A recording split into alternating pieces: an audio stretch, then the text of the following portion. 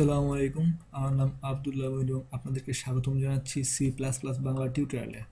আজকে দেখবো আমরা ইনশাল্লাহ মেম্বার ইনিশিয়ালাইজেশন। সো শুরু করা যাক। আর হ্যাঁ, যদি ভালো লাগে অবশ্যই সাবস্ক্রাইব করবেন আমার ইউটিউব চ্যানেল এবং ফেসবুকে আমাদের পেজে আপনারা লাইক দিতে পারেন। সো ওকে, শুরু করা যাক। ইনিশিয়ালাইজার দেখে হোক। সো সিম্পলভাবে মেম্বার ইনিশিয়ালাইজ অর্থাৎ মেম্বার স্টাইল মানে মেম্বারটা কেন ইউজ করা হবে অ্যাকচুয়ালি আপনারা আমি চাই আমার ধারণা আপনারা ইনশাল্লাহ কনস্ট্যান্ট ভ্যারিয়েবলগুলো দেখছেন অথবা জানেন কনস্ট্যান্ট ভ্যারিয়েবলগুলো কীভাবে কাজ করে। আর যদি না জানা থাকেন তাহলে আমি চাইবো আমার টিউটোরিয়ালটা দেখে নিন, কনস্ট্যান্ট ভ্যারিয়েবলের উপর আছে।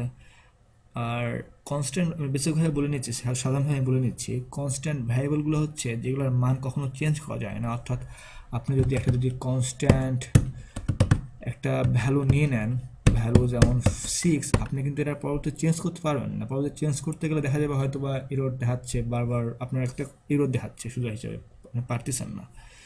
আপনি যদি মেম্বার হিসেবে যদি ইউজ করেন, মেম্বারের ধরনের সেন্টেক্স আছে, যা এরকম ধরনের একটা সেন্টেক্স ইউজ করা হয়, সিম্বল ইউজ করা হয়, যার দ্বারা আপনি অর্থাৎ কলম, এভাবে আপনি অর্থাৎ এই সাইনগুলো ইউজ করার দ্বারা আপনি ডাইনামিকভাবে কিছু ভ্যালুকে আপনি কনস্ট্যান্ট হিসাবে নিয়ে নিতে পারেন এবং সেগুলোর দ্বারা আপনি কোনো একটা ফাংশানে ইউজ করতে পারেন। আমি আবারও বলতেছি, ইনশাল্লাহ আপনারা একটু ট্রাই করেন বোঝার, ইনশাল্লাহ বুঝে যাবেন। আপনার কনস্ট্যান্ট ভ্যালুগুলা চেঞ্জ করা যায় না, অর্থাৎ কনস্ট্যান্ট ভ্যারিয়েবলগুলো চেঞ্জ করা কষ্ট হয়, কিন্তু আপনি যদি ডাইনামিক ভ্যালুকে যদি ইউজ করতে শুরু করেন তখন দেখা যাবে আপনার ডাইনামিক ভ্যালু কিছু ভ্যালু নিলেন, যে ভ্যালুতে আপনার একটা ভ্যালু আপনার কনস্ট্যান্টে যায় ঢুকবে, অর্থাৎ কনস্ট্যান্ট ভ্যালু হবে, যে ভ্যালুটা কখনো চেঞ্জ করতে হবে না। সেক্ষেত্রে আপনাকে মেম্বার ইউজ করতে হয়, অর্থাৎ মেম্বার সিনট্যাক্স ইউজ করতে হয়, যার দ্বারা আপনি কোনো একটা ভ্যালুকে আপনি কনস্ট্যান্ট ভ্যালুতে পরিণত করবেন এবং সেটাকে আপনি কোনো একটা ফাংশনে ইউজ করতে পারেন। সো আমরা এখন ইনশাল্লাহ একটা উদাহরণ দেখব। আপনারা আশা করি বুঝতে পারতেছেন আমি এখানে ক্লাস নিছি, যেহেতু একই লেভেলে ক্লাস নিলে অনেক বড় হয়ে যায় প্রোগ্রাম। অ্যাকচুয়ালি আমি এখন যে প্রোগ্রামটা করতে যাচ্ছি সেটা কিন্তু এক ক্লাসে করতে লাগলে হয়তো অনেক বড় হয়ে যাবে, যার কারণে আপনারা হয়তো বুঝতে সমস্যা হতে পারে, সিমিলার এরর হতে পারে। তাই আমি সেই ক্লাসটাকে ভেঙে নিছি এবং একে একটা হেডার ফাইলে পরিণত করছি, এবং হেডার ফাইলে পরিণত করার মাধ্যমে এখানে হেডারটা যুক্ত করার দ্বারা এইসব ক্লাসের সাথে যুক্ত হয়েছে, অর্থাৎ সিম্পলভাবে ঠিকই আছে, এটা একটা ক্লাস। সো আমরা এখন শুরু করতে পারি। সো আমরা শুরুতে এখানে কিছু প্রাইভেট ভ্যারিয়েবল নিয়ে নিই। আচ্ছা, ইন্টিজার নিয়ে একটা ভ্যালু 1, ওকে। আচ্ছা, এটা ডাইনামিকভাবে আসবে আশা করা যায়। এখন নিব কনস্ট্যান্ট টাইপের ভ্যালু। আপনারা ইনশাল্লাহ জানেন কীভাবে কাজ করে, আমি আশা করতেছি আপনারা ইনশাল্লাহ দেখছেন আগে, ঠিক আছে? আর নাহলে একটু দেখে নেবেন কষ্ট করে, তাহলে ইনশাল্লাহ বুঝতে পারবেন। যেহেতু আমরা এই দুটা ভ্যালু নিচ্ছি, সো আমরা এখন ভ্যালু এখন পাস করব কনস্ট্রাক্টরের মধ্যে, ঠিক আছে? এটা আউট করে দিই, আসলে এটা আগে টিউটোরিয়ালের জন্য চলতেছিল। আমরা এই দুই ভ্যালুর জন্য কনস্ট্রাক্টরে কিছু ভ্যালু পাস করে নিচ্ছি, ইন্টিজার এক্স দিলাম, ইন্টিজার ওয়াই দিলাম, ওকে। আর এক্সট্রা কিছু এখন নিচ্ছি না, যদি লাগে তখন ইনশাল্লাহ আমরা আস্তে আস্তে নিব, ওকে। এখন এখানে আমরা ফাংশন প্রোটোটাইপ ইউজ করে ফেলাইছি এবং বলছি এক্স ওয়াই নামে দুটা প্যারামিটার আমি পাস করব। কোথায় পাস করব? এই কনস্ট্রাক্টরের মধ্যে, ঠিক আছে? সো এটা নিয়ে নিলাম। এখন আমি যেটা বলছিলাম যে আপনার কনস্ট্যান্টের মধ্যে আমরা ডাইনামিকভাবে ভ্যালু পাস করব, অর্থাৎ এটা একটা কনস্ট্রাক্টর ভ্যালু না, আমরা এটার মধ্যে এখন ডাইনামিক্যালি ভ্যালু নিয়ে আসবো। সেক্ষেত্রে আমাদেরকে মেম্বার সিম্বল ইউজ করতে হয়, ওকে।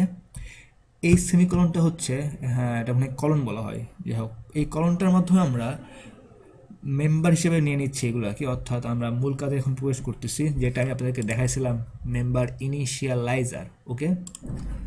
এখন এই সাইন দ্বারা আমরা এখন এই দুই প্যারামিটারের ভ্যালুগুলোকে আমরা এই দুটার মধ্যে নিয়ে আসতেছি ইনশাল্লাহ, ঠিক আছে? প্রথমটা হচ্ছে ভ্যালু 1, সেকেন্ডটা হচ্ছে ভ্যালু 2, আর সেকেন্ডটা হচ্ছে কনস্ট্যান্ট, ওকে। ওকে, ভ্যালু 1।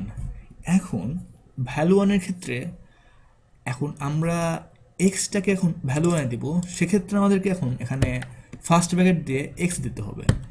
এর দ্বারা আমরা বুঝবো এটা আমি মেম্বার করে নিচ্ছি, অর্থাৎ এখন মেম্বার করে নিচ্ছি, মেম্বার ইনিশিয়ালাইজার শুরু করতেছি, আমি মেম্বার সিনট্যাক্স ইউজ করছি বা সিম্বল ইউজ করছি, এবং ভ্যালু 1-এর মধ্যে এই এক্সের মানে ভ্যালু মানে আমরা এক্সের মানটা নিয়ে আসতেছি, যেটা হচ্ছে রেগুলার একটা ভ্যালু, ঠিক আছে, রেগুলার ভ্যারিয়েবল। ওকে, আর একইভাবে আমরা এখানে কনস্ট্যান্ট যে ভ্যারিয়েবলটা আছে ভ্যালু টু, আমরা সেটার মধ্যেও ভ্যালু টু ডাইনামিকভাবে ওয়াইয়ের মানটা নিয়ে আসতেছি, ঠিক আছে।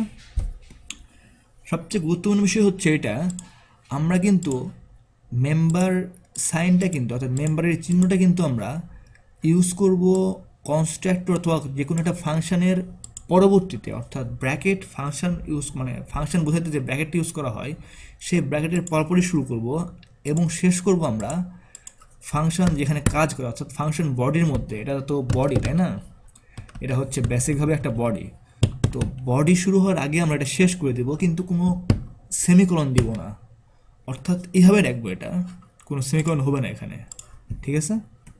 তাহলে এখন এইখানে একটা প্যারামিটার দুটো পাস করতেছি আমরা এইখানে, এবং এই দুই ভ্যালুটাকে আমরা এইখানে নিয়ে আসতেছি মেম্বার সাইনের সাহায্যে, যার অর্থ হচ্ছে ভ্যালু ওয়ানের মধ্যে থাকবে এক্সের মান এবং কনস্ট্যান্ট ভ্যারিয়েবল ভ্যালু টু এর মধ্যে থাকবে ওয়াইয়ের মান। ওকে, এখন আর বডিতে কাজ করা শুরু করে দিই। আপনি চাইলে এখানে অন্য একটা ফাংশনও করতে পারেন, কিন্তু আমি আপাতত কনস্ট্রাক্টরের মধ্যেই করতেছি। Okay, cout, this is your regular okay variable value value one, আচ্ছা, and this is your constant value value 2 এবং int line। ওকে, তাহলে আমরা এখানে বার করে নিয়ে আসলাম।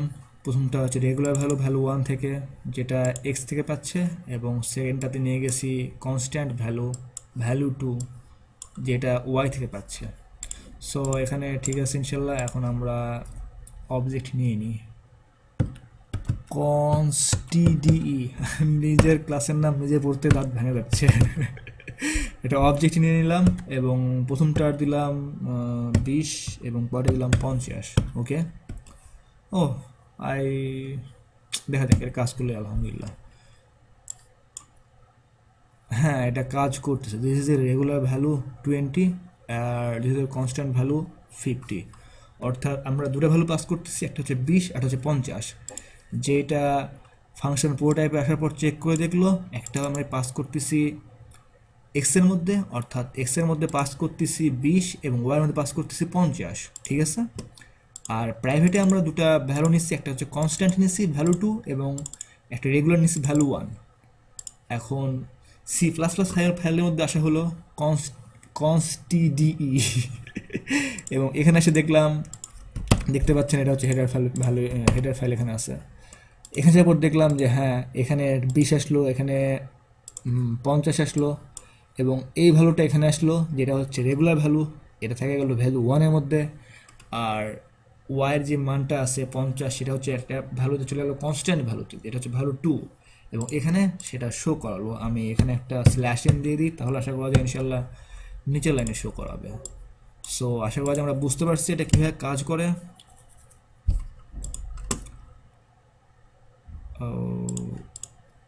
কি ব্যাপার, হ্যাঁ ঠিক আছে। এই দেখেন, রেগুলার ভ্যালু ছিল 20 এবং কনস্ট্যান্ট ভ্যালু ছিল 50, যেটা এখানে পাঠানো হয়েছে কনস্ট্যান্ট ভ্যালু, এবং এখানে সেটা চলে আসছে, ঠিক আছে। আমি আসলে একটু বড় হয়ে গেছি লাইনে, সো এই অবস্থা। যাই হোক, আশা করি ইনশাল্লাহ আপনারা বুঝতে পারছেন। সো বেসিক্যালি মেম্বার ইনিশিয়ালাইজার অথবা মেম্বার শুধুমাত্র ইউজ করা হয় আপনার যে কোনো একটা ভ্যালুকে ডাইনামিকভাবে যদি কোনো কনস্ট্যান্টে নিয়ে নেন, অর্থাৎ যদি কনস্ট্যান্টে যদি কোনো একটা ভ্যালু নিয়ে নেন, সেটাতে যে ওয়েতে না হয়, অর্থাৎ যে ওয়েতে না হয় সেটাকে বলা হয় মেম্বার, আর এই সাইনটাকে বলা হয় মেম্বার সাইন। ওকে, এই কলনটা, এটা দ্বারা আপনাদের এখানে ডিক্লেয়ার করতে হবে। সো আশা করি ইনশাল্লাহ আপনারা বুঝতে পারছেন। সো ভালো লাগলে অবশ্যই কমেন্ট করবেন, শেয়ার করবেন, আর সাবস্ক্রাইব করতে ভুলবেন না। ওকে, আল্লাহ হাফেজ।